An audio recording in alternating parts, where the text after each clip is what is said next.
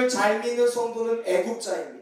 아멘. 하나님을 믿는 성도들은 나라 사랑할 수밖에 없어요. 아멘. 나라가 있어야 가정이 있고, 나라가 있어야 교회가 있고, 나라가 있어야 신앙이 있고, 나라가 있어야 자유와 진리가 있습니다. 아멘. 나라가 있어야 오늘 우리가 자유롭게 존재할 수 있는 것입니다. 우리 신앙의 선배들은요, 이 원리를 알고 있었어요. 나라가 있어야 우리가 있을 수 있다. 나라가 있어야 가정이 있고 교회가 있을 수 있다는 것을 일찍이 알고 있었어요. 아멘. 그래서 우리 믿음의 선조들은 나라를 지키기 위해, 자유 독립을 위해 기도하고 때로 헌신한 결과 74년 전 민족 해방을 손에 넣을 수 있었습니다. 아멘. 세계 선교 역사 가운데 우리 대한민국처럼 이 기독교 복음의 씨앗이 폭발적으로 부흥한 나라는 없습니다. 140년 전 우리나라보다 일본의 복음이 먼저 들어갔어요. 미국에서 감리교와 우리 장로교 수많은 선교사들이 우리 대한민국보다 일본에 먼저 들어갔어요. 일본에 들어가서 그 나라를 복음 통일하기 위해 투자했던 선교비에 10분의 1도 되지 않는 투자를 우리 조선 땅에 했는데, 여러분 놀라지 마세요. 140년이 되지 않아 국민 5명 중에 2명, 1명 이상이 예수 그리스도를 믿는 폭발적인 부흥의 나라가 된 줄로 믿습니다. 아멘. 예수님의 가르침이 오늘 2000년이라는 시간을 넘어서 학교와 교회와 병원과 수많은 NGO 단체를 통해서 이 나라에서 부강하여 우리는 동방의 예루살렘, 오히려 파송받는 선교사들을 우리나라로 초청하는 나라에서 미국 다음 가는 세상 많은 곳으로 선교사를 파송하는 복음의 나라가 된 줄로 믿습니다. 아멘. 우리나라 어디를 가도요, 교회 없는 곳이 없어요. 심지어 배를 타고 2-3시간을 들어가야 되는 섬에도 교회가 있습니다. 아멘. 세계적인 부흥 전도자였던 빌리그레함 목사님이 한국의 이런 영적 사정을 보기에 이런 말씀을 남겼어요. 프랑스 사람들은 가는 곳마다 아름다운 예수를 자랑합니다. 중국 사람들은 가는 곳마다 음식을 소개합니다. 그러나 한국 사람들은 가는 곳마다 십자가를 세우고 예수를 자랑하고 교회를 자랑합니다. 이 민족에게 희망이 있는 줄로 믿습니다. 아멘. 여러분, 어떻게 이러한 역사들이 일어났습니까? 어떻게 일제 치하에서 민족 상년 6.25의 전쟁의 폐허 가운데 어떻게 우리나라가 동방의 예루살렘이라는 축복을 얻을 수 있었겠습니까? 이 시간 우리 아멘으로 고백할 수 있기를 바랍니다. 아멘. 예수 이름의 능력인 줄로 믿습니다. 아멘. 예수님은 인류 역사 가운데 가장 영향력 있는 분이에요. 그는 학교를 세운 적이 없지만 지금도 대한민국 전역에, 그리고 전 세계에 그분의 가르침을 따르는 학교들이 세워지고 있습니다. 그분은 병원을 세운 적이 없지만 그분의 컴패션, 사랑과 긍휼과 치료의 마음을 가지고 이 시간도 인내와 사랑을 가지고 수많은 병자들을 치료하는 예수 그리스도의 이름으로 세워진 병원들이 전 세계 곳곳에 있습니다. 아무리 악한 인간이라 할지라도 예수를 만나면 그의 인생도 변화됩니다. 아무리 연약한 인간이라 할지라도 그가 예수와 함께 있을 때 강한 사람이 될 수 있습니다. 예수의 이름 있는 곳에 사랑이 있고, 예수의 이름 있는 곳에 기쁨이 있고, 예수의 이름이 있는 곳에 평화가 있고, 예수 이름이 있는 곳에 치유와 자유와 해방이 있는 줄로 믿습니다. 예수님을 가리켜 생명이라고 했습니다. 생명이니까 예수님의 이름이 닿는 곳마다 변화가 있고요, 역사가 있는 거예요. 물은 생명이다라는 말이 있습니다. 들어보셨습니까? 네. 물이 왜 생명입니까? 물이 닿는 곳마다 회복되는 역사가 있습니다. 물이 닿는 곳마다 살아나는 역사가 있습니다. 죽은 꽃 같던 죽은 나무를 살리는 것이 바로 물입니다. 탈진한 상태에서 정신이 혼미할 때 물 한 모금을 들이마시면 그 가운데도 소생하는 역사가 있습니다. 그런데요, 물이라는 것도 한계가 있습니다. 물은요, 그냥 물 자체로 존재할 수가 없습니다. 물이 되기 위해서는, 물이 물의 형질을 유지하기 위해서는 담는 그릇이 필요합니다. 물을 머금고 있는 그릇이 필요한 거예요. 그대로 존재하기 위해서 그 물을 보호하는 형질을 유지시킬 수 있는 담는 그릇이 필요합니다. 물을 담지 못하면 이내 그 성질이 어딘가로 스며들어 버립니다. 담을 수 없는 물이란 이내 바닥의 근원, 땅의 근원으로 스며들 수밖에 없는, 증발될 수밖에 없는 한계입니다. 저수지도요, 웅덩이라는 그릇이 있어야 존재할 수 있는 것입니다. 강이라는 것도 우리가 이 계곡이라는 그릇이 있어야 존재할 수 있는 것이죠. 댐이라는 그릇이 있어야 댐의 물도 존재할 수 있습니다. 바다도 지구라는 그릇 안에 있을 때 바다로서 역사할 수 있습니다. 그런데 예수님은 다르세요. 예수님은 물이시되 생수라고 말씀합니다. 우리 한번 고백합시다. 예수님은 생수이십니다. 예수님은 생수이십니다. 할렐루야. 아멘. 이 말은요, 예수님은 살아있는 물이라는 거예요. 어디에 형질, 어디에 갇히는 분이 아니라는 거예요. 물은 물이되 살아있는 물, 그것이 바로 예수님입니다. 예수님은 대륙을 초월합니다. 어느 민족을 초월합니다. 어느 언어든 어느 국가든 예수의 이름만 들어가면 사막과 같은 삶에 강이 생기고 꽃이 피고 물 열매가 맺히고 나무가 생겨나게 되는 줄로 믿습니다. 아멘. 예수 이름이 들어가면 바짝 말라 죽어가던 인생에 소생과 기쁨이 돋게 되는 줄로 믿습니다. 아멘. 예수 이름 때문에 팍팍했던 인생의 관계가 회복되는 역사가 일어납니다. 생수이신 예수님의 이름만 닿으면 가정마다 인생마다 생명이 시작되는 역사가 일어나는 줄로 믿습니다. 아멘. 우리가 예수 이름 때문에 억눌렸던 과거의 상처에서 자유해지는 것을 경험했습니다. 예수의 이름 때문에 과거 나를 짓누르던 아픔에서 자유와 해방을 얻게 된 줄로 믿습니다. 아멘. 예수의 이름이 들어가니까 깨어졌던 관계마다 회복되었습니다. 아멘. 예수의 이름이 들어가니까 막막했던, 그리고 딱딱하게 굳었던 삶에 불꽃이 들어가서 사명이 생겨납니다.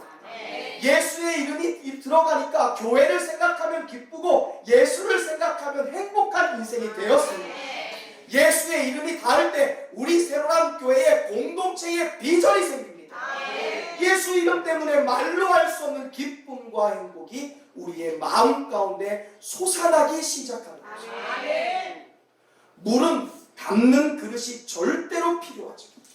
생명의 물이자 생수이신 예수님은 달라요. 예수님은 전혀 달라요. 근본적으로 달라요. 예수님은 제한이 없으세요. 예수님은 공간에 제한받는 분이 아니고 예수님은 상황과 환경에 제한을 받는 분이 아닙니다. 사람은 환경에 발목 잡히지만 예수님은 환경을 초월하시는 분이에요. 그리고 무엇보다 예수님은 그릇에 영향받지 않으세요. 세상은 금수저를 따집니다. 은수저를 따지고 흙수저를 따집니다. 그런데 여러분, 예수님은 금그릇에도 담기실 수 있고 은그릇에도 잠길 수 있고 그리고 보잘것없이 찌그러진 질그릇에도 담길 수 있는 분이십니다. 보잘것없는 하물며 우리가 질그릇이라 할지라도 예수님이 보배이시고 보물이시고 생수이기 때문에 우리가 세상에 이리저리 치이고 빵꾸가 나고 구멍이 뚫리고 찌그러진 양은 그릇 같은 인생이라 할지라도 우리 안에 예수님이 존재하시면 금그릇보다 존귀하게 사용하는 하나님이 귀히 쓰는 그릇이 되는 줄로 믿습니다. 우리가 삶에 지칠 때가 있습니다. 환경에 치일 때가 있습니다. 그러나 생수이신 예수님이 내 안에 계시기만 하면 그 어떤 그릇보다도 귀히 쓰는 그릇이 저와 여러분이 될 줄로 믿습니다. 우리 옆 사람과 인사합시다. 예수님이 함께 하실 때 귀히 쓰는 그릇이 될 수 있습니다. 아멘. 할렐루야. 저희 여러분의 인생이, 여러분의 가정이, 우리의 교회가 예수 그리스도로 가득하여 하나님이 귀하게 쓰시는 그런 명품 그릇이 될 수 있기를 주님의 이름으로 다시 한번 축원드립니다. 또한 예수님은요, 김태원 형제와 함께 할 수 있고 동시에 이승화 자매와도 함께 하실 수 있습니다. 다른 장소에 있을지라도 일하고 있는 윤규 형제와 함께 하실 수 있습니다. 저 미국에 있는 다른 자매들과도 동시에 다발적으로 함께 하실 수 있는 분이십니다. 직장 근무 중에 있든지 가사를 돌보든지 예배를 드리든지 눈물 짓고 있는 그 삶에도 예수님은 동시에 함께 하실 수 있는 분이십니다. 그리고 또다시 예수님은 동시에 우리 모두와 함께 하실 수 있는 하나님이십니다. 예수님은 사람의 크기나 사람의 환경, 사람의 자격과 상관없이 자기를 필요하는 모든 사람과 함께 하시는 분이십니다.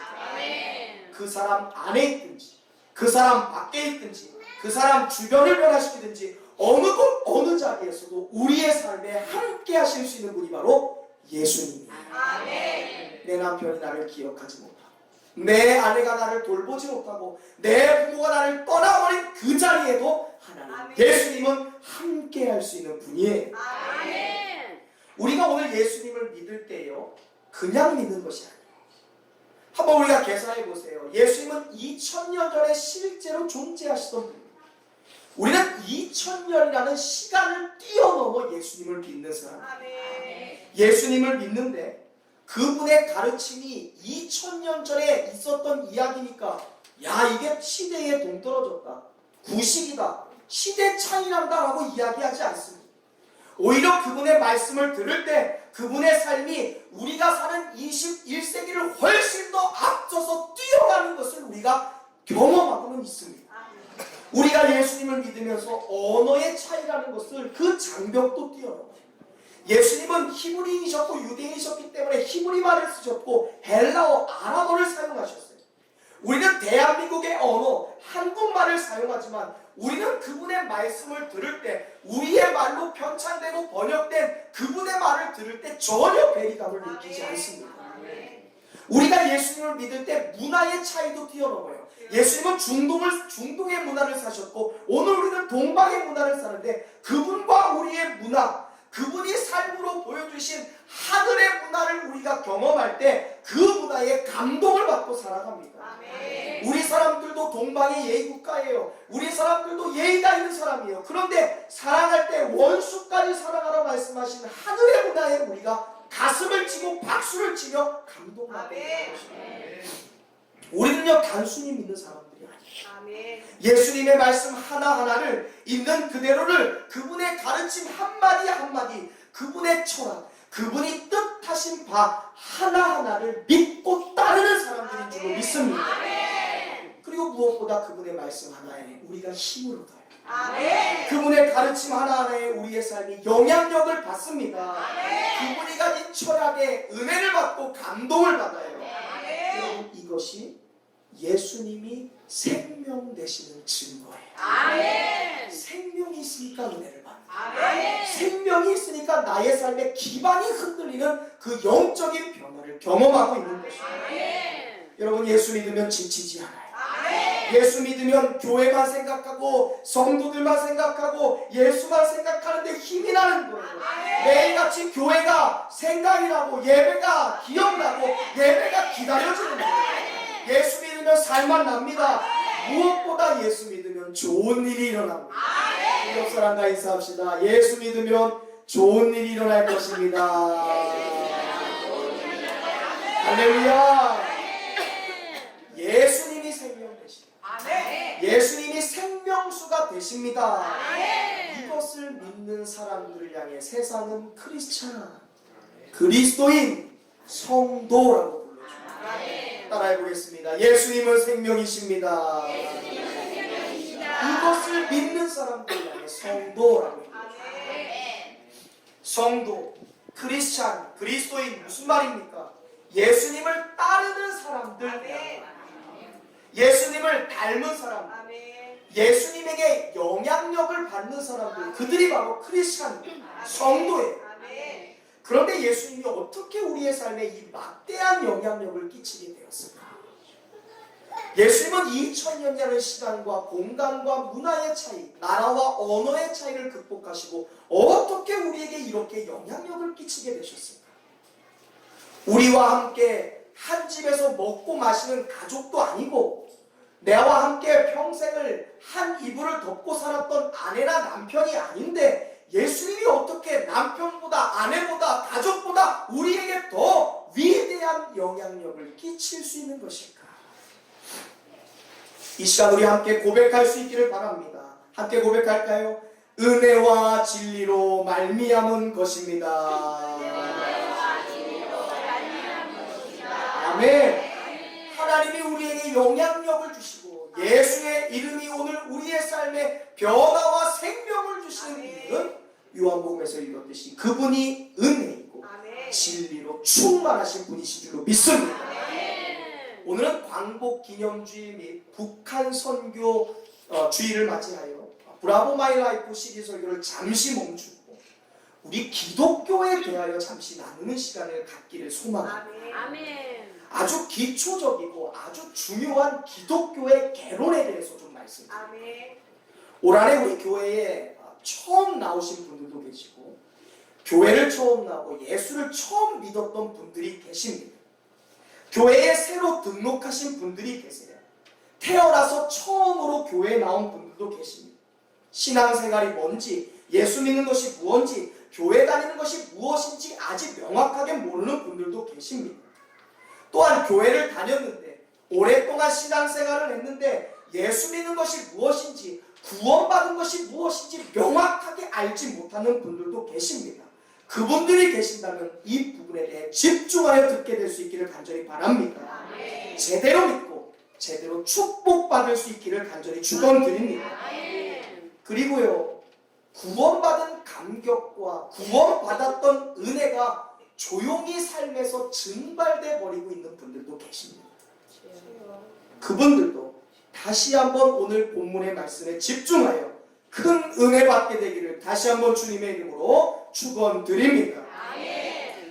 우리가 이 기독교에 대하여 이야기할 때 몇 가지 툴을 가지고 중요한 도구와 중요한 원리를 가지고 말해야 될 이야기들이 몇 가지가 있습니다. 첫 번째는 우리가 기독교를 말할 때 반드시 이야기해야 될 것이 법이라는 것입니다. 율법이라는 것입니다. 여러분, 법은요, 해도 되는 것 그리고 하면 안 되는 것의 규정입니다.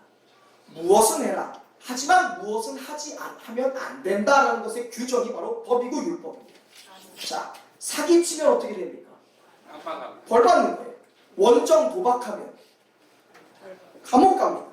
남의 것에 손해를 끼치면 손해배상 해야 합니다. 이것을 규정해 놓는 것이 바로 법입니다. 율법. 아마 여러분들이 사회적으로 아주 심각한 죄를 짓는 분들은 아니기 때문에 내가 법 아래에 있다라는 것을 여러분들이 잘 인지하지 못할 수도 있습니다. 그런데요, 우리가 몸을 담고 있는 이 사회와 이 사회를 구성하고 나라를 유지하는 이 지켜나가는 기초적인 힘은 반드시 법에 기초하고 있습니다. 법 없이는 사회가 구성될 수 없고요, 법 없이는 나라가 보호받을 수 없습니다. 국가와 국가 가운데 서로를 지키는 것은 군사, 분계선, NLL 넘지 말아라라는 거예요. 넘으면 안 된다. 넘으면 서로 보호받을 수 없다는 것을 규정해 놓는 거예요. 나라의 주권은 누구로부터 나옵니까? 국민으로부터 나온다. 이것이 법이에요. 이 법이 무시되면 그 순간 민주국가는 폐쇄되는 겁니다. 모든 주권이, 나라의 주권이 국민으로부터 나온다. 이것에 대한 것을 무시한 것이 바로 사회주의고 공산주의입니다. 74년 전 광복 기념일 이후에 우리나라가 남북으로 갈라진 이유가 바로 여기에 있어요. 1945년 2차 세계대전이 패망한 후, 대전이 종결된 후에 패망한 일본, 우리 대한민국 사람들은 2차 세계대전이 종식된 그 순간 억압적으로 불법적인 일본의 점령으로부터 해방되었습니다. 카이로 회담에서 이미 대한민국을 독립국가로서 독립시키자는 약속이 있었어요. 그런데 36년 동안 일본에게 종살이한 결과 우리 대한민국의 국민 정서는 두 가지로 나눠졌습니다. 첫 번째, 나라의 주권은 국민에게 있다라고 생각한 부류였습니다. 우리가 자주 주권을 가지고 독립국가를 만들자라고 탄생한 것이 바로 대한민국입니다. 광복후 독립한 대한민국을 단일 국가로서 독립시켜야 된다. 이것이 일관된 미국의 주장이었어요. 그런데 반대로 36년 동안 일제 치하에서 종살이한 결과 자신들의 마음 가운데 우리의 힘으로 되겠는가? 우리의 힘으로 우리가 회복할 수 있겠는가? 그런 노예의 심정으로 돌아가 버린 국민정서도 있었어요. 우리가 어떻게 회복해? 우리가 36년 동안 종살이했는데 어떻게 우리 스스로 할 수 있어? 그리고 나서 이 노예의 심정을 가지고 있었던 사람, 노예 의식에 빠져 있었던 사람들이 주장한 것이 바로 신탁통치였어요. 36년 동안 일제의 치하에 있었으니까 이 2차 세계대전의 승리국인 소련에게, 그리고 미국에게, 프랑스에게 우리의 통치권을 위임하자라는 거예요. 그들의 통치와 그들의 국가와 그들의 자원 안에 우리가 우리의 주권을 맡기자라고 얘기한 겁니다. 말이 됩니까? 36년 동안 민족의 자긍심을 빼앗겼는데 다시 신탁통치, 다른 나라에게 위임하는 그 통치로 돌아가자는 것입니다. 그래서 저 38선을 분계로 하여 이 신탁통치, 우리는 할 수 없다, 다른 나라의 도움을 받아 야 된다라는 노예의식에 빠졌던 사람들이 세운 나라가 바로 북한이에요. 공산주의 국가입니다. 저는 여러분들이 감리교인으로서 역사를 바로 알 수 있기를 간절히 바랍니다. 제대로 공부하시면 한국의 국사책은, 대한민국의 국사책은 이 사실을 정확하게 명확하게 기억하지 않아요. 어디서 주워들은 걸로 막무가내 비판하는 사람들의 말에 휘둘려서는 안 됩니다. 절대 속지 마세요. 무엇보다 대한민국의 근대화의 시초를 놓은 우리 감리교인들은 이 근대화의 역사를 분명히 알아요. 건국 이승만 대통령, 우리 자랑스러운 감리교인이셨어요. 우리나라 최초로 생겼던 정동제일교회의 장로님이셨습니다.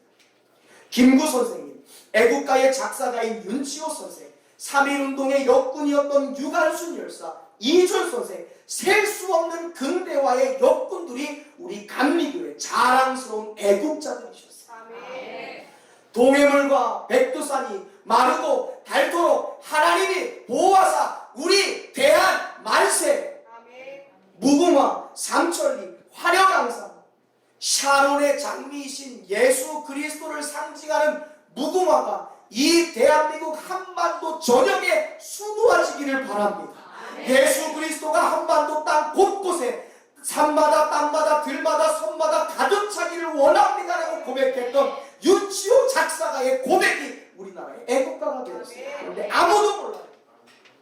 동해물과 백두산이 마르고 닳도록 하늘에 계신 하나님이 보호하신 대한조국 만세, 그것을 하느님이라고 변질시킵니다. 하나님이 자유와 독립을 주신 국가인데 샤론의 꽃인 예수 그리스도 무궁화가 전국 방방 곳곳 세워질 것을 희망하고 만든 노래인데 감리교회 후예들, 웨슬리의 후예들이 이 정신을 잃어가고 있습니다. 우리의 믿음의 선조들이 목숨 걸고 자유독립을 주장하지 않았으면 한반도는 이미 새빨간 공산주의에 물들어서 지금까지도 속박과 억압 가운데 있는 나라가 되었을 거예요. 생각만 해도 여러분 무시무시하지 않습니다. 나라의 주권이 국민으로부터 나온다는 이 법이 위협받는 순간에 우리는 자유를 빼앗기게 됩니다. 마찬가지입니다. 교회의 주인은 예수님입니다. 이 법이 무시되면 교회가 깨어지는 사단이 납니다. 가정의 주인은 예수님입니다. 나의 인생은 주인은 예수님이에요. 이것이 파괴되는 순간 우리의 삶은 위험하게 되고 위태위태하게 되는 것입니다. 우리가요, 내 가정, 내 집, 내 시간, 내 물질 안에서 자유롭게 사는 것 같지만 그 자유란 것도 결국 법 안에서만 존재하는 자유예요. 내 가정이 아니라 남의 가정을 마음대로 하고, 내 집이 아니라 남의 집을 마음대로 하고, 내 돈이 아니라 남의 돈을 마음대로 사용하거나 남의 시간을 침범할 때 우리는 반드시 법이라는 틀 안에서 형벌, 심판받게 되어 있습니다. 남의 가정을 파괴하는 사람을 뭐라고 합니까? 가정 파괴자, 법에 심판받는 거예요. 내 집이 아니라 남의 집에 손해를 끼치면 재산권 침해나 주거 침입죄라는 형벌로 벌받게 되어 있습니다. 내 재산이 아니라 남의 재산에 피해를 입히면 법 아래 손해배상이라는 청구를 받습니다. 남의 시간을 파괴하는 것도 마찬가지죠. 법 아래 존재하는 우리는 남의 담장을 함부로 넘을 수 없어요. 우리 집 아파트가 좁다고 여러분 옆집과 우리 집의 사이에 그 콘크리트 벽이 내벽이 15cm밖에 되지 않아요. 우리 집의 집이 좁다고 답답하다고 그것을 내가 망치로 뚫어서는 안 되는 것입니다. 뚫는 순간 우리는 그 가정을 파괴한 죄로 법의 심판을 받게 되어 있는 겁니다. 직장 생활하는데 남의 컴퓨터 만지면 안 됩니다. 남의 자리에 앉을 수 없습니다. 남의 물건 함부로 취할 수 없어요. 퇴근하는데 피곤하다고 남의 차키 가져가서 내가 마음대로 운전할 수 없는 것입니다. 눈에 보이지 않는다고 법령을 어기는 순간 반드시 해를 받게 되고 반드시 죄값을 담당해야 돼요. 이것이 바로 율법 아래 있는 사회입니다. 우리는 모두 율법 아래, 법 아래에서만 존재하는 사람들이에요. 여러분 그런데 가만히 생각해 보면요, 이 율법, 법이라는 것은 가만히 생겨난 것이 아니에요. 어느 날 가만히 있다가 법이 생겨난 것이 아닙니다. 물론 이 법이라는 것이 사회나 문화나 그런 역사, 그런 민족에 따라 모양도 달라요. 그리고 성격도 다르게 형성되고 발전됐습니다. 그런데 여러분 모든 나라와 국가, 민족을 통틀어서 존재하는 이 율법의 시초는 바로 하나님으로부터 시작되었습니다. 하나님의 율법의 시초가 됐어요. 고백해 봅시다. 하나님이 율법의 창조주이십니다. 할렐루야. 하나님이 율법, 법을 처음으로 만드신 분이에요. 인류 역사상, 우주 역사상 법이라는 것, 해도 되는 것, 하면 안 되는 것을 규정하신 분이 하나님이신데, 하나님께서 우주 역사상 가장 첫 번째로 규정하신 율법은 태초 에덴 동산에서 하나님과 태초 인류였던 아담과 하와 사이에 규정되었던 첫 번째 계율이었습니다. 그것이 무엇이었는지 창세기 2장에 있는 말씀, 인류 최초로, 우주 최초로 법을 만드신 하나님의 계명, 그 율법이 무엇이었는지 한번 읽어보겠습니다. 시작! 여호와 하나님이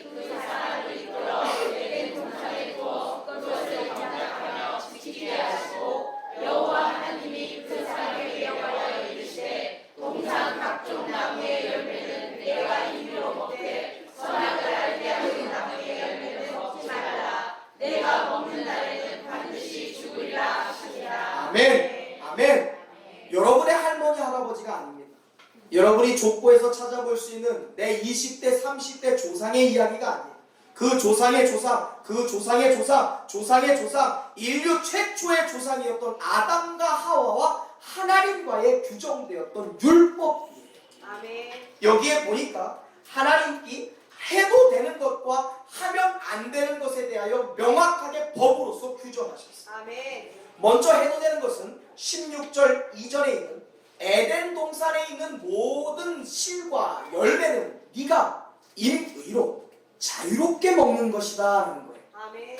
하나님께서 태초 인류에게 정하신 해도 되는 것은 에덴 동산에 있는 모든 것은 네가 마음대로 먹고 마시고 누려도 된다는 거예요.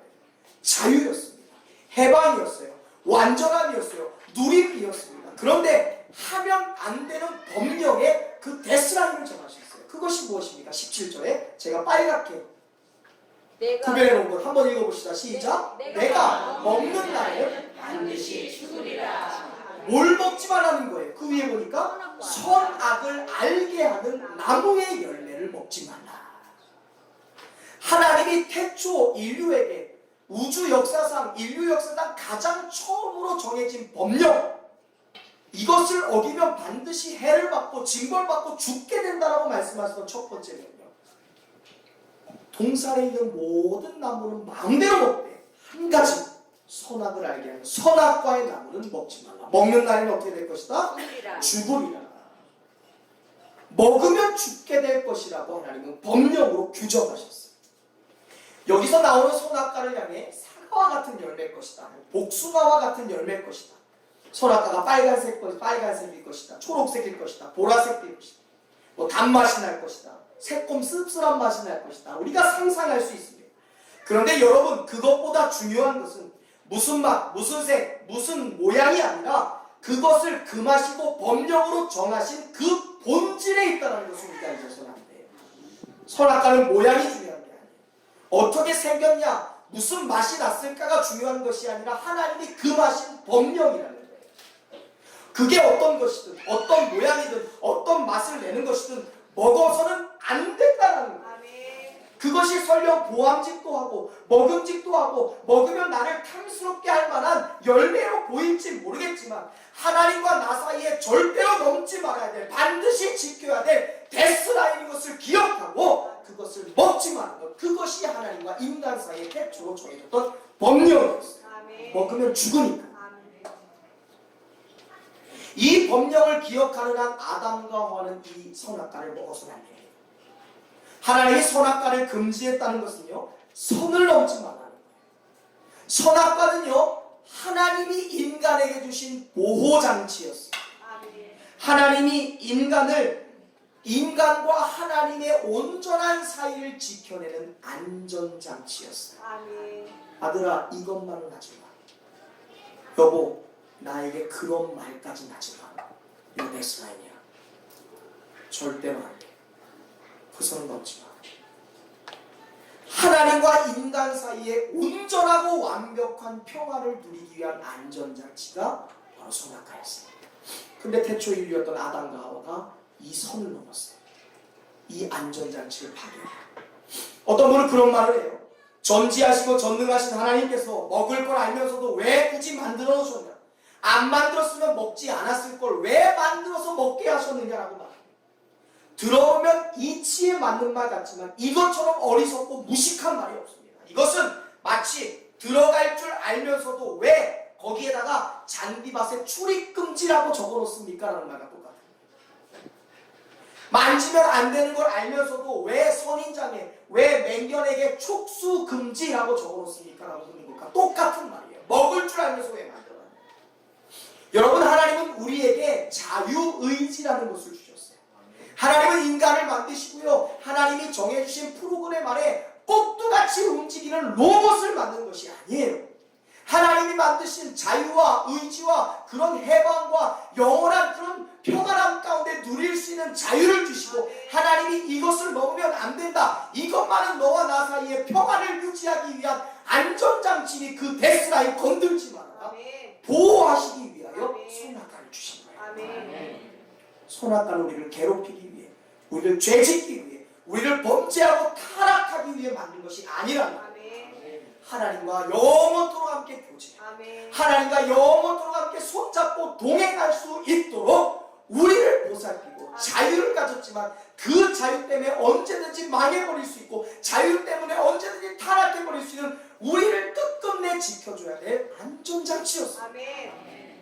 왜 하나님이 선악과를 만드시고 금지시켰습니까? 왜 선악과를 따먹지 못하게 했습니까? 왜 이것 하지 못하게 합니까? 라고 말하는 것은 마귀가 주는 생각. 왜 술 먹지 못하게 합니까? 왜 담배 피지 못하게 합니까? 이거 마귀가 주는 생각이라는 것입니다. 우리는 그까짓 것, 눈앞에 보이는 하나. 여러분 생각해 보세요. 우리 지금 인류가요, 이 세상에서 먹을 수 있는 나무의 실과가 10,000가지가 넘어요. 나무가 내는 그 열매 중에 우리 인간이 식품으로 이용할 수 있는 열매가 10,000가지가 넘습니다. 그 10,000가지를 에덴 동산에 다 허락하신 거예요. 단 하나, 그것만 하지 말아요. 그런데 마귀는 왜 그것 하지 말라라는 것에 불만을 갖게 합니다. 주신 10,000가지는 은혜 받지 못하면서 하지 말라고 하나 한 것, 그거 하나 때문에 하나님을 향해 비방하고 하나님께 고개를 들고 꼿꼿이 대드는 것이 바로 마귀가 하게 하는 것입니다. 하나님과 피조물인 사람 사이에 온전한 관계를 유지하게 하는 것이 바로 선악과예요. 그러나 사람이 뱀의 모습으로 나타난 유혹한 사단과 마귀의 유혹에 넘어가 하나님이 만드신 안전장치를 스스로 파괴하고 자신이 그 죄의 결과로 받아야 될 형벌을 스스로 선택하게 만든 거예요. 태초 인류인 아담과 하와가 지은 이 선악과를 먹지 말아야 되는데 그 먹었던 불순종의 죄, 이것을 가리켜서 태초 인류가 지었던 원죄라고 합니다. 뭐라고요? 원죄. 이 원죄를 설명하기에 지금 제가 법에 대해서 얘기합니다. 태초 인류였고 하나님이 이 땅에 우주 만물을 만드시고 지구를 만드시고 그곳에 처음으로 존재하게 하셨던 인간의 시초인 아담과 하와가 죄를 지은 것, 그리고 그 안에 존재하게 된 죄의 뿌리, 그것을 원죄라고 합니다. 그런데 아담과 하와가 불순종하여 죄를 짓게 된 순간 그들 안에 죄를 깨닫게 되고 죄를 알게 되고 죄에 대해 불안함을 느끼고 죄로 인해 죽게 되었다, 도망가게 되었다라는 그 원죄가 그들 안에 생긴 것만이 아니라 그들 이후로 생겨난 온 우주에 속한 인류에게, 사람들에게 이 죄의 원죄가 흐르게 되었어요. 아담과 하로부터 시작된 우주에 존재하는 온 인류에게 죄의 원죄가 흐르게 된 거예요. 죄의 뿌리를 갖게 되었다는 것입니다. 로마서 5장 12절 말씀 함께 읽어보겠습니다. 시작. 그러므로 한 사람으로 말미암아 죄가 세상에 들어오고, 그만. 여기서 한 사람이 누구예요? 아담과 하와예요. 하나님이 둘을 하나로 만드셨죠. 아담의 갈빗대를 취해서 하와를 만드셨어요. 그리고 하와를 아담에게 가져온 순간 가정이 탄생했습니다. 부부는 무촌이에요. 촌이 없어요. 하나예요. 그러니까 합쳐지는 것보다 나누어지는 것에 고통이 있는 거예요. 하나를 깨어버리니까. 한 사람 아담과 하와의 가정으로부터 세상에 죄가 들어왔어요. 읽습니다. 죄로 말미암아 사망이 들어왔으니 이와 같이 모든 사람이 죄를 지었으므로 사망이 모든 사람에 이르렀느니라. 아멘. 아담과 하와로부터 그들 안에 들어왔던 원죄가 이후로 아담과 하와로부터 이 세상에 존재하게 된 인류에게 그 죄가 뿌리가 되어서 흐르게 되었다는 거예요. 아담과 하와가 죄로 인하여 에덴에서 추방당합니다. 하나님과의 생명에서 끊어지게 되어 하나님으로부터 버림받게 됩니다. 그 순간 아담과 하와로부터 시작된 온 인류는 하나님과 원수가 되었습니다. 죄의 뿌리를 가지고 있습니다. 이사야서 59장 2절 오직 우리의 죄악이 우리와 너희의 하나님 사이를 갈라놓았고, 로마서 3장 23절 모든 사람이 죄를 범하였음에 하나님의 영광에 이르지 못하게 되었다라고 말합니다. 불순종한 아담과 하와는 결국 에덴이라는 완벽한 동산에서 추방돼요. 에덴 동산에서는 죽음이 없었어요. 고통이 없었어요. 아픔이 없었습니다. 걱정이 없습니다. 에덴은 축복을 주시는 하나님과 완벽한 연합을 이루는 천국 그 자체였습니다. 그런데 여러분, 빛과 어둠이 함께 할 수 있습니까? 없습니까? 없습니다. 선과 악이 함께 할 수 있습니까? 없습니까? 없지요. 죄를 지어서 죄를 깨달은 인류는요, 선이신 하나님과 함께 할 수 없게 됩니다. 반드시 에덴에서 추방되었어야 합니다. 이유는 먹으면 반드시 죽으리라 라고 말씀하셨던 하나님의 법령에 의거하여 선악과를 먹고 죄를 짓기 전에는 하나님과 인간은 동역자의 관계였어요. 하나님과 함께 이웃하고 에덴 동산에서 하나님과 마음껏 뛰어노는 가족의 관계였습니다. 그런데 하나님이 법령을 정해주셨죠. 먹으면 죽으리라. 먹으면 너와 내가 단절될 거야. 분명히 깨어질 거야. 너는 죽임당할 거야. 너는 사망할 거야 라고 말씀하셨습니다. 하나님이 법령을 정해놓으셨으니 인간이 법령을 파괴하고 그 선을 넘은 순간 하나님과 인간의 관계는 깨어졌어요. 그리고 하나님은 그 법령을 정해놓으신 재판장이 되셔서 죄를 가지고 있는 인간을 심판해야 되는 심판주가 되셨습니다. 아담과 하와가 선악과를 먹은 순간 하나님과의 온전한 관계가 깨어지고 자신이 죄를 지은 순간 그 법령을 정해놓으신 하나님을 재판장으로 만들어버린 거예요. 죽이라고 말씀했으니까 하나님은 이제 죄를 지은 인간이 가까이 올 때마다 그 죄 때문에 그 사람을 죽여야 되는 존재가 돼요. 이래서 죄를 지은 순간 하나님과 인간은 원수가 되는 거예요. 극과 극이 만날 수 없는 거죠. N극과 S극이 만날 수 없는 것처럼, 플러스와 마이너스가 만날 수 없는 것처럼, 끊임없이 다른 길로 가는 것처럼 죄를 가지고 있는 인간, 그리고 죄를 심판해야 되는, 법령을 통해 죄를 가진 인간을 죽여야 되는 하나님 사이에 끊임없는 평행선을 가리게 되는 거예요. 결국 인류는 죄로 인해 하나님과 원수가 됩니다. 죄를 지은 인간이 에덴 동산에서 추방되었다는 것은 하나님의 영원한 생명과 축복, 그것을 떠나 이제 저주와 형벌과 죄의 결과인 사망, 죽음을 받았다는 거예요. 더 이상 에덴에서 누릴 수 있는 생명이 없습니다. 에덴에서 누릴 평안이 없습니다. 만족함이 없습니다. 이것을 가리켜 정죄라고 합니다. 따라해보겠습니다. 정죄. 정죄. 정죄는요 히브리어로 라샤라고 해요. 라샤는요 유죄 판결을 내리다.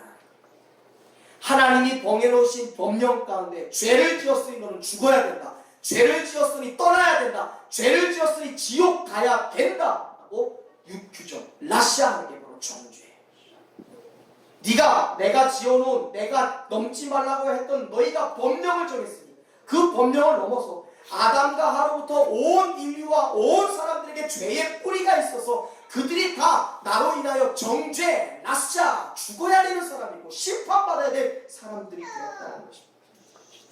인간이 하나님이 정해놓으신 법을 넘어갔습니다. 먹지 말라고 정해놓은 선악과를 따먹은 결과 우리 안에, 인간 안에 죄의 뿌리가 흐르게 되었으니 생명을 의미하는 에덴에서 추방되어 세상 가운데 죽음으로 내던져진 거예요.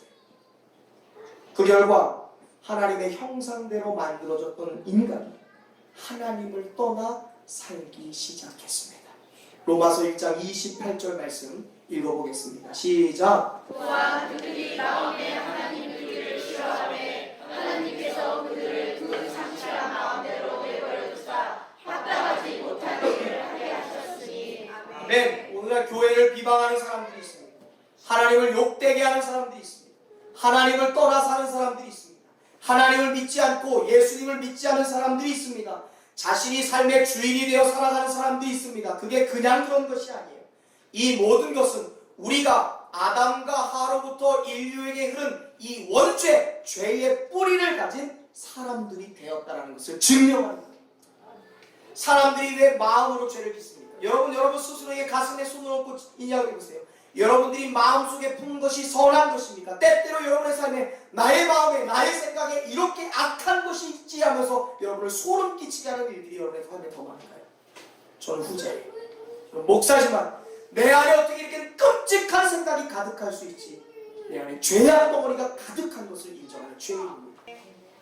죄의 결과, 그 죄의 대가로 인간에게는 죽음이라는 고통이 찾아왔습니다. 로마서 6장 23절 제가 읽겠습니다. 죄의 삭은 사망이요 죄의 결과, 죄의 대가가 죽음이라는 것입니다.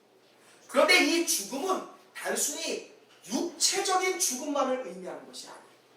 사람들은 이 세상에서 죽으면 끝이라고 생각합니다. 그런데 그것은 마귀의 속임수입니다. 성경이 말하는 죽음엔 세 가지가 있습니다. 먼저는 영적인 죽음이에요. 아담과 하와가 불순종하여 죄를 지은 결과 에덴 동산에서 끊어지고 생명을 주시고 창조주이시고 복을 주시는 하나님과 단절된 것이 바로 영적인 죽음입니다.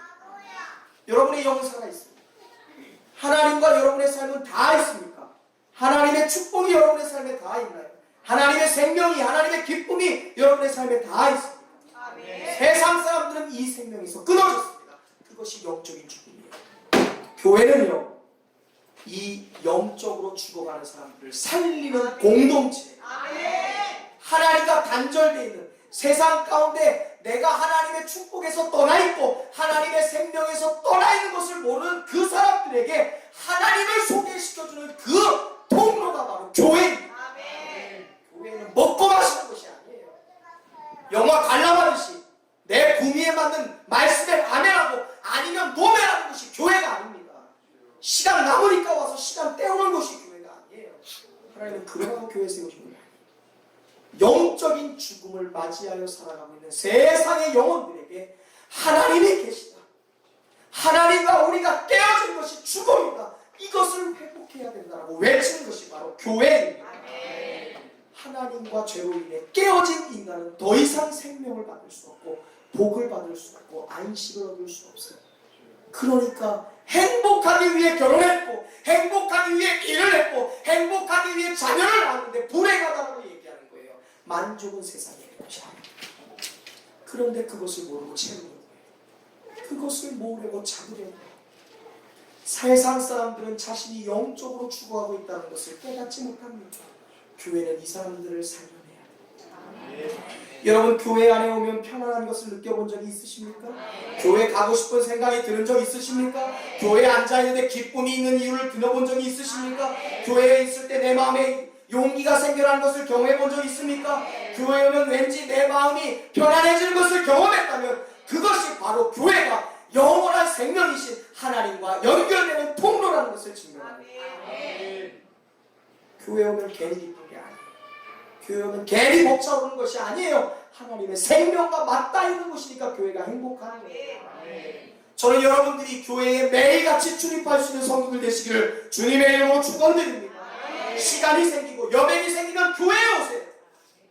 교회에서 하나님과 연결되는 축복이 시작되는 줄로 믿습니다. 또한 인간에게는 육체적인 죽음도 찾아옵니다.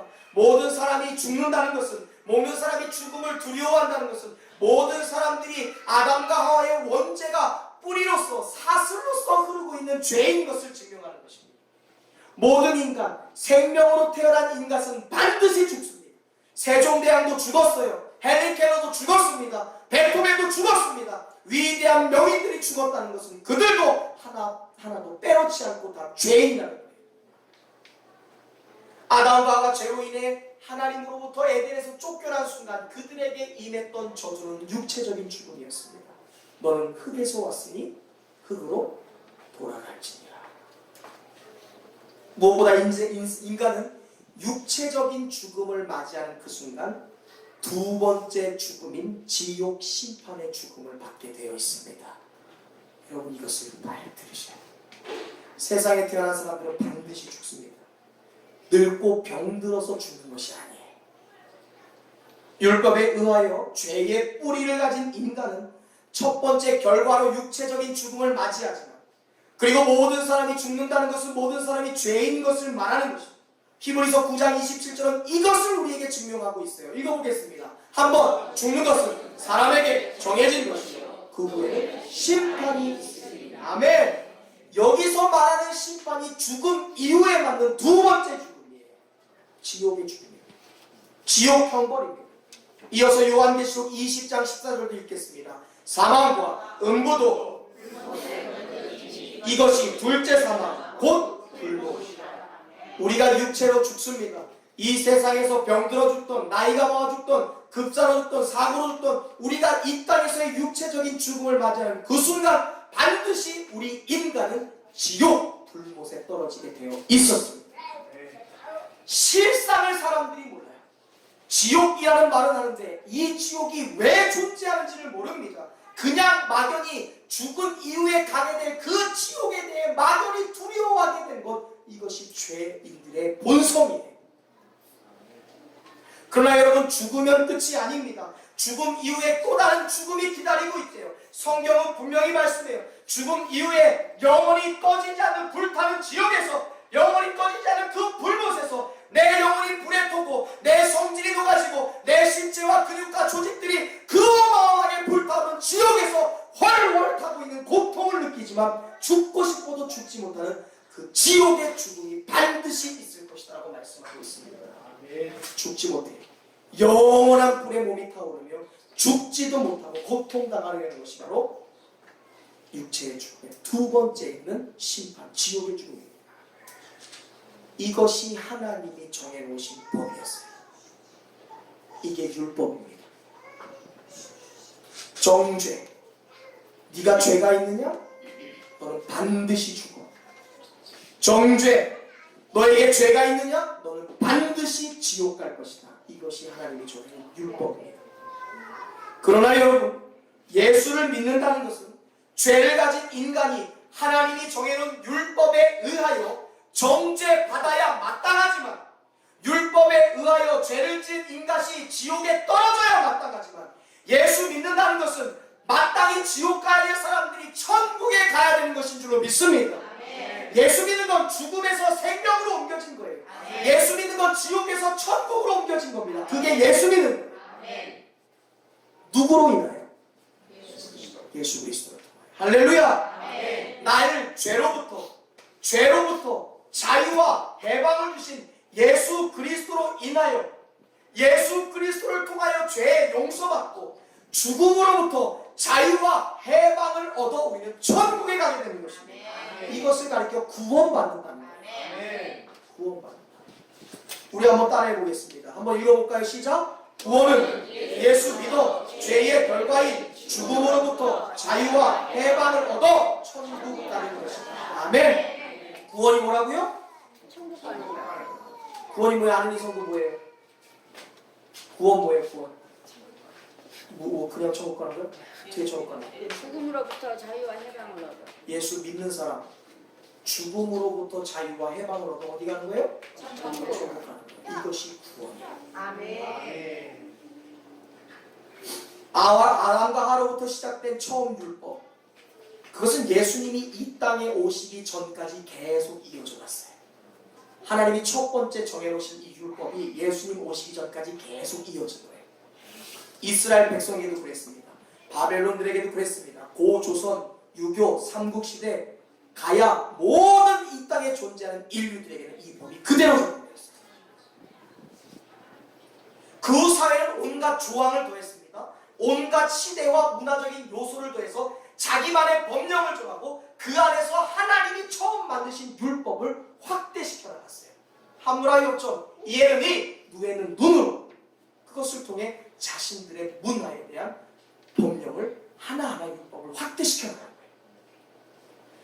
그러나 2000년 전 예수님께서 이 땅에 오실 때에 그 율법을 완성시키셨고 그 율법의 심판과 정죄에서 우리를 해방시키기 위하여 이 땅에 오신 줄로 믿습니다. 이것이 인카네이션 성육신이에요.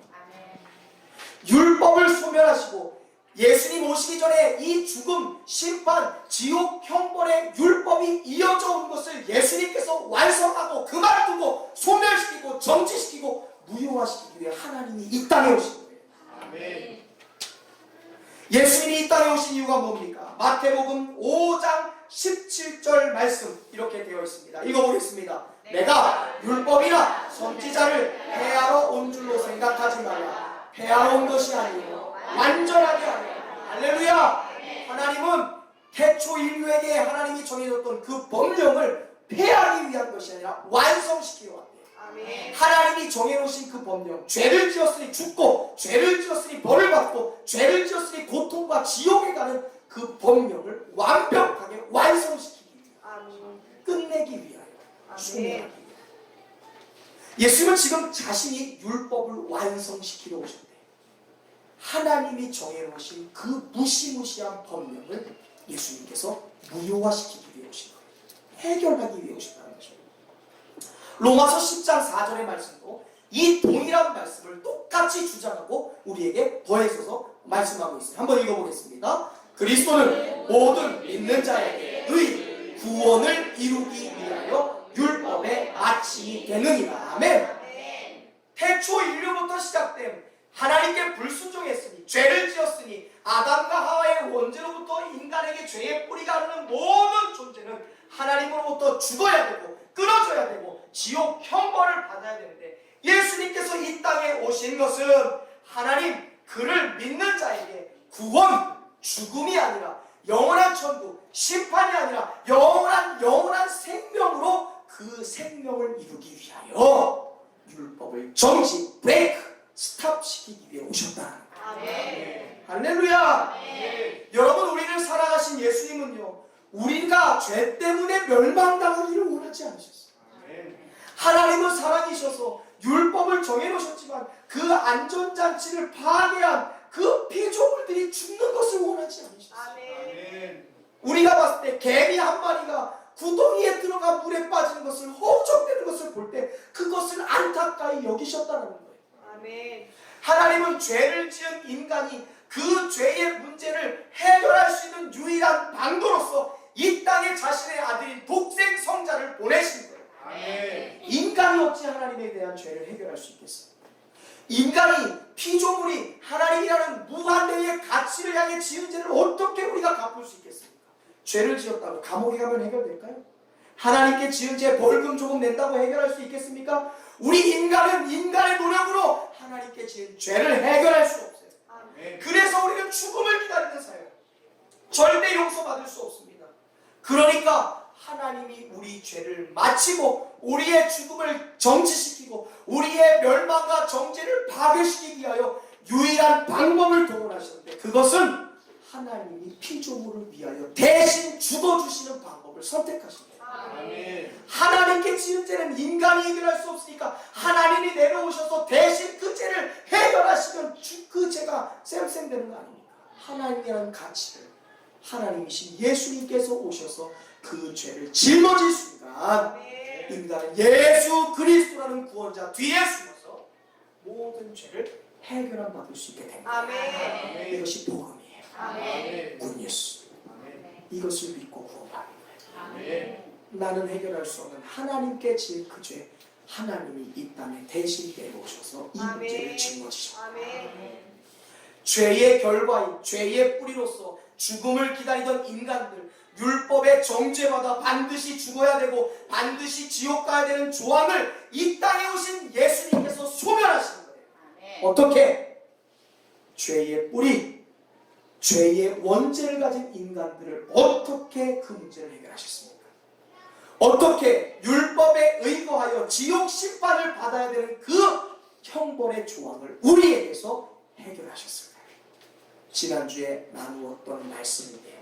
에베소서 2장에 있는 말씀 함께 읽겠습니다. 시작. 그는 우리의 화평이시자 둘로 하나님 사 원수된 것 곧 중간에 막힌 땅을 자기 주제로 오시고 법조문으로 된 계명의 율법을 폐하셨으니 이는 이 둘로 자기 안에서 한 세상을 지어 화평하게 하시고 또 십자가로 이 둘을 한 몸으로 하나님과 화목하게 하려 하십니다. 원수된 것을 십자가로 소멸하시고 아멘. 아멘. 예수님은 죄 없으신 하나님이셨지만 하나님과 죄로 인하여 원수된 우리의 죄를 해결하시기 위해 친히 자신이 가장 큰 죄인이 되셔서 온 인류의 죄를 짊어진 가장 그닥 무도한 죄인이 되서 친히 십자가에서 죽으셨습니다.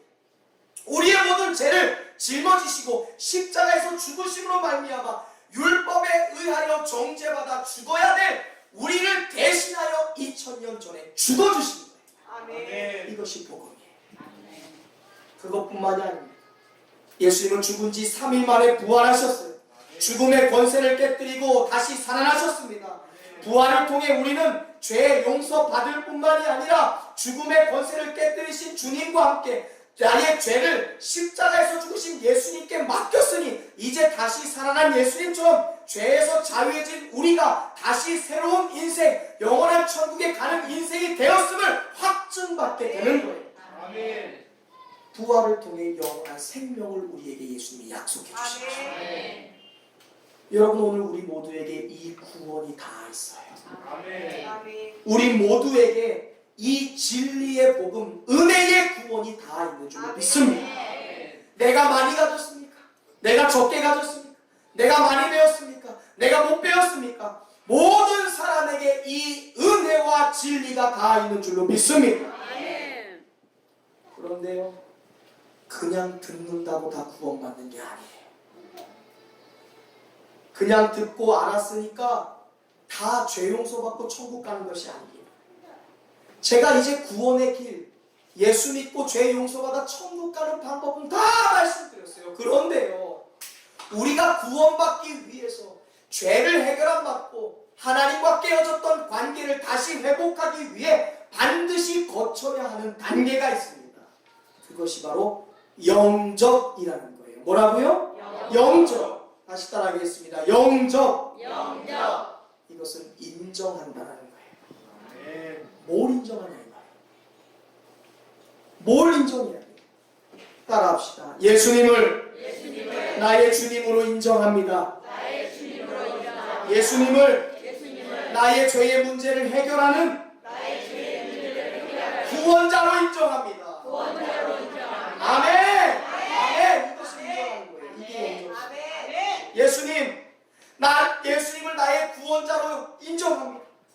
예수님이 나의 죄를 위하여 나의 죽음을 끝내시고 나의 영원한 율법에 의거하여 정죄받아야 될 나의 인생을 살리시기 위하여 2000년 전에 나의 죄를 짊어지시고 십자가에서 죽으심으로 말미암아 나의 과거의 죄와 현재의 죄, 미래에 속한 모든 죄를 무효화시켰다는 것을 믿는 거예요. 마음으로 믿고 인정하고 입술로 시인하는 거예요. 예수님이 나의 죄 때문에 죽었다는 사실, 그리고 나를 살리기 위해 친히 죽은 자의 첫 부활의 열매로 다시 사셨다는 사실, 그리고 나를 살리기 위해 부활의 첫 열매가 되셨다는 사실을 인정하고 마음으로 믿고 입술로 이 시인하고 입술로 고백하는 거예요. 그때 우리의 죄가 씻어지는 거예요. 입술로 고백할 때 우리는 그 즉시 하나님과 원수되었던 자에서 하나님의 자녀가 될 수 있어요. 할렐루야. 이것을 믿어 구원받는, 이것을 인정하여 예수는 나의 구원자십니다. 나는 아담과 하와의 원죄가 흐르는 죄의 뿌리가 있는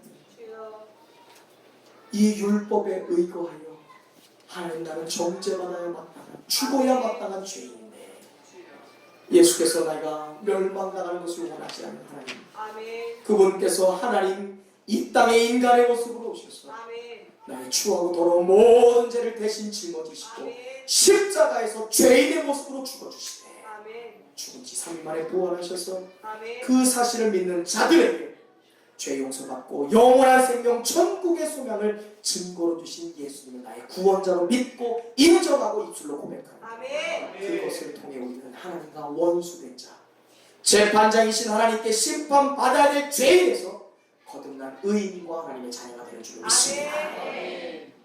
우리가 이것을 어떻게 고백해야 됩니까? 읽어보겠습니다. 시작. 내가 만일 너의 입으로 예수를 주로 시인하고 또 하나님께서 그를 죽은 자 가운데서 살리신 것을 너의 마음에 믿으면 구원을 받으리라. 사람이 마음으로 믿어 의에 이르고 입으로 시인하여 구원에 이르느니라. 이어서 읽겠습니다. 성경에 이르되 누구든지 그를 믿는 자는 부끄러워 심판을 당하지 아니하리라 하니 유대인이나 헬라인이나 차별이 없습니다. 한 분이신 주께서 모든 사람의 주가 되사 그를 부르는 모든 사람에게 부요하시도다. 누구든지 주의 이름을 부르는 자는 구원을 얻으리라. 아멘. 할렐루야.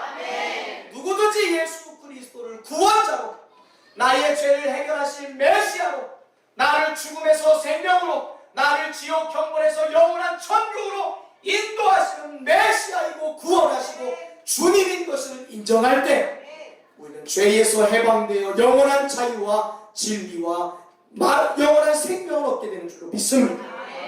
예수를 영접하십시오. 예수를 여러분의 구원자로 인정하실 수 있기를 바랍니다. 이 순간 하나님과의 관계가 회복될 뿐만 아니라 우리가 하나님의 자녀가 되는 놀라운 권세가 주어지는 줄로 믿습니다. 나가 율법에 의거하여 정죄받아야 마땅한 우리의 삶이 과거 죄의 삶, 죽음의 삶에서 해방되는 놀라운 축복을 얻게 되는 줄로 믿습니다. 오늘 보면 마지막 로마서 8장 1절 2절 함께 읽겠습니다. 시작. 그러므로 이제 그리스도 예수 안에 있는 자에게는 결코 정죄함이 없나니 이는 그리스도 예수 안에 있는 생명의 성령의 법이 죄와 사망의 법에서 너를 해방하였습니다. 아멘.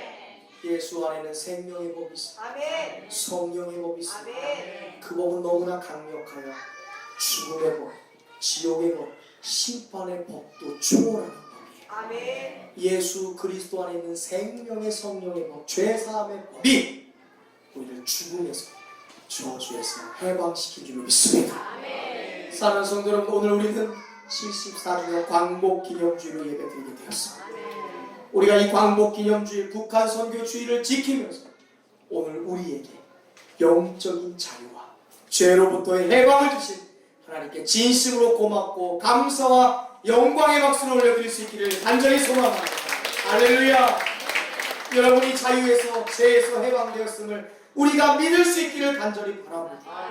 이제 앞으로 우리를 죄에서 해방하신 예수께서 우리를 하나님의 자녀의 삶으로 기름 부어주시고 축복하시고 인도하실 줄로 믿을 수 있기를 간절히 바랍니다. 또한 우리가 구원받은 자, 죄에서 해방된 믿음의 자녀들답게 이제 저 북녘 땅에 자유와 해방을 위해 기도하는 성도들 될 수 있기를 주님의 이름으로 축원드립니다. 나의 가족, 나의 남편, 나의 자녀, 나의 아들, 나의 집, 나의 친척들에게 영적인 자유와 영적인 해방이 임할 수 있도록 기도하는 하나님의 사람들 될 수 있기를 주님의 이름으로 축원드립니다. 과거 죄와 허무한 우상 숭배와 쾌락과 오락과 방탕함의 늪에서 하나님 나를 꺼내주시옵소서. 술 취함과 담배 핀과 오락과 하나님 모든 아버지와 방탕함 가운데 가운데서 나에게 자유를 허락하여 주시옵소서. 은혜와 진리 되신 하나님께 구하는 하나님의 신실한 종들 될 수 있기를 주님의 이름으로 축원드립니다. 축원드립니다. 이 시간 우리 옆사람과 인사합시다. 주님은 은혜와 진리로 충만하신 분입니다.